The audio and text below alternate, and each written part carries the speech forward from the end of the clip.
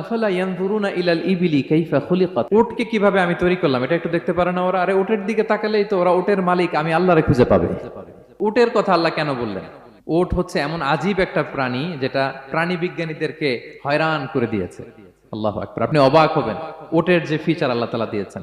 মক্কার লোকেরা উটের গোশত খাইতো, উটের দুধ খাইতো, উটের চামড়া দিয়ে দ্য ফাইনেস্ট লেদার তারা বানাতো, ওটের উপর মাল নিয়ে বোঝাই করে এক প্রান্ত থেকে আরেক প্রান্তে পাড়ি দিত, নিজেরা ওটের উপর রাইডিং করত।